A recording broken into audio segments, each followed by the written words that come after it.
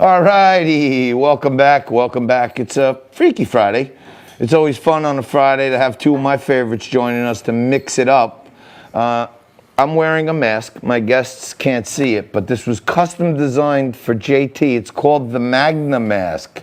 It's the Liquid Lunch McDonagh mask. And what's so cool about this mask, it's stylish, but now as we start getting out there into the public, people are going to want to be a little more sociable. So if you want to be stylish and sociable and safe, you got to get the McDonagh mask. Now take a look at this. Boom, you open up the flap, take a little sip. Got a little magnet in there. You flip it down and it's closed. And you want to take another sip, it's open for business again. So I'll tell you more about how you can get yourself one of these McDonagh masks. More importantly, we mix it up every day, Democrat, Republican. They mix it up on the topics. I mix up a drink, and I'm joined now by Jadan Horyn and John McDonagh, along with Frank Morano. John is a cab driver, activist, Army veteran, radio talk show host on WBAI here in New York. And Jaden's a conservative commentator, contributor to Metropolitan Magazine. Hello, gentlemen. How are you? Everyone's frozen. Everyone's frozen. Well, John, how about yourself? No, Yeah. there we go. There we go. I'm not sure. I'm not sure if John. There you go. I hear you guys. I hear you guys. Can you hear me? Yes. All right. Okay, that's it. Okay, guys. So I'm going to start with you, Johnny McDonagh. Trump's executive John is order. having some difficulty with his internet issues, as you can tell today. I don't think I am. Not right now. We were a minute ago, but so Johnny McDonagh, Trump's executive order on the dangers coming from social media these days. I can't disagree with him on this, even though he uses Twitter. I mean, they're really starting to call balls and strikes on free speech. Well, I've now witnessed a complete evolution about where the left wing used to be for free speech and no censorship, that it's now gone completely over to the other side, where the left wing now wants to censor anybody that doesn't agree with it from the colleges. I remember back when I was in the Army during the Vietnam War, speakers that wanted to speak out against the war couldn't get onto college campuses. They were shut down. Now you have it where right-wingers can't get on, and it's just it is unbelievable about. And the thing, John, I just wanted to tell you one thing, how you got in my head there. I woke up this morning, I was listening to 10-10 Wins, right? So I'm drifting in and out, and it says 10-10 Wins. You give me 22 minutes, we'll give you John Tobacco. And then it says 70 people arrested in New York City last night in protest. So I drift out, and I come back, and it says spokesperson John Tobacco.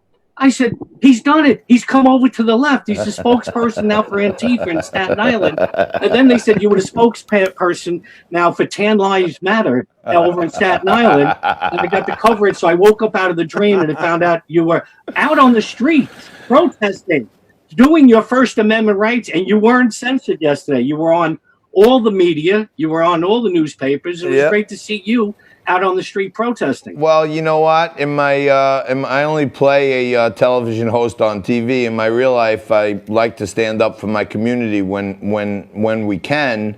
And I got in front of that movement. And you know what, Johnny? They were asking me yesterday, well, why are you sticking up for a tanning salon? I said, well, it's not a tanning salon. It's about small businesses being, unfairly shackled.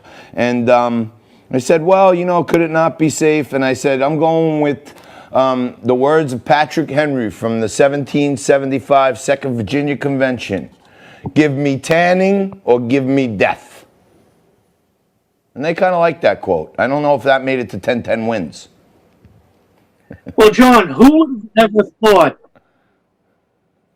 No, that did. But who would have ever thought that Mayor Bill de Blasio, who I now call Rudy de Blasiano, would turn into Mr. Law and Order? This used to be Rudy Giuliani closing down things like hot dog vendors and cab drivers back when he was mayor. So now you got Rudy de Blasiano shutting down the working class in Staten Island, Queens, and in Brooklyn. He shut down some shops in Williamsburg. I mean, everything is just topsy-turvy. But here you are demonstrating against Mr. Law and Order. I thought you would support law and order of Mayor Rudy de Blasio. No, listen, the cops were great. Jadan, I've been talking a lot about executive overreach.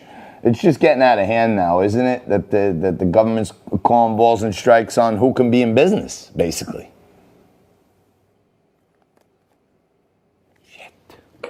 Yeah, it's absolutely unbelievable that once upon a time the executive orders and what our governors and mayors were doing was to assist in protecting lives, and now it seems it's to assist in directing the economy. And we're not a command and control economy, so I think it doesn't really make sense that they have become the new totalitarians, basically for no reason.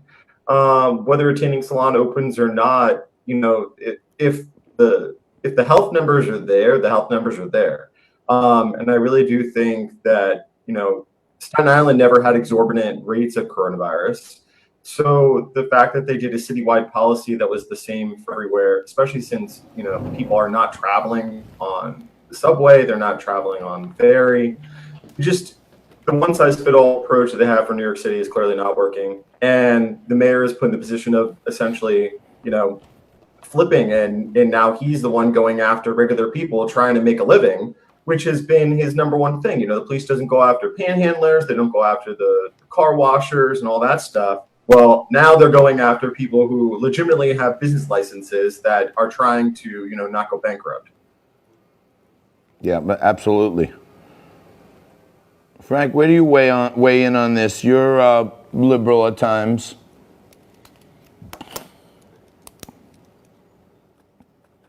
Well, look, I don't know whether I'm liberal or conservative. I kind of do the rare thing of looking at each issue on its own merits and then shockingly making a decision based on the merits of that issue. But, I think, everything Jadan and almost everything John said is right on the money.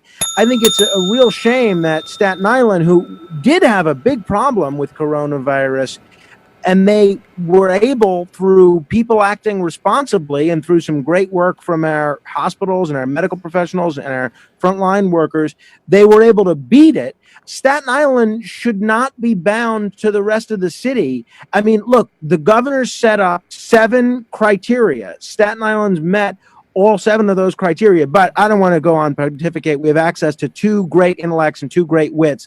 Let me ask you, gentlemen, what do you think all this means electorally? We see the Democrats eager to blame Trump for his mishandling of the coronavirus. We see Republicans eager to blame Cuomo and de Blasio. This might be a case of both sides being right, because everybody may have mishandled it. What electoral impact do you think this is going to have at both a local level and a national level? Gentlemen? There. Well, I think it's on a day-to-day basis. We could be looking back at because whatever's going on right now, Go ahead, John. with the way this country is going, next week we won't even remember what we've been saying, particularly with everything that's going on in Minnesota and stuff like that. So if you were to do a poll today, it would be totally irrelevant when we get into September or October. I mean, to me, Rudy de Blasio now doesn't want the working class to go swimming at Coney Island or up at Orchard Beach. He's willing to let people drown because now he says he can't afford to hire lifeguards to go out and save the working class who cannot get out to Jones Beach, can't get on the Long Island Railroad, so they want to take the subway out to the beaches. So we already had a kid that died out in Rockaway. So he does not care about the working class, even in Staten Island, Queens, or in Brooklyn, by shutting down the beaches where anybody that has any money has already gotten out. Because if you watch CNN, the Corona News Network, and MSNBC, all their interviews are almost done with people that are living on Nantucket Island, and they see a professor from Harvard who wrote a book about the working class in New York City. You very rarely see, unlike you, John, having a cab driver on to talk about what's going on in the city. And that's part of the problem. Well, look, we're running out of time here. We got about a minute left, but to the earlier point of the censorship, You know, Frankie and I have always tried to, you know, bring on real people, and that's why we want our people, who are mostly our viewers, are real people. So that's why we want real people like you, real guys like Jadan. Jadan, just to give you the last word on this, seems like the fear of the people is just getting heightened every day right here locally in the blue states, to be honest with you. How can you see us coming out of it?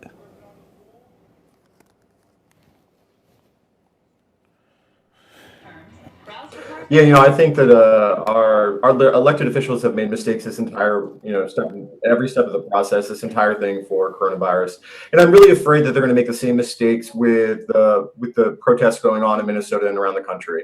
This is going to impact the election. People are going to remember. The question is, where is fault going to land? I think as information comes out, fault will land with Cuomo. Certainly, many people blame Trump for initial failures. Whether that's fair or not doesn't really matter. All right. The real question is, who is going to be blamed for the summer's social unrest? That's the real question in the fall. All right, well, we'll have to follow up with that next week.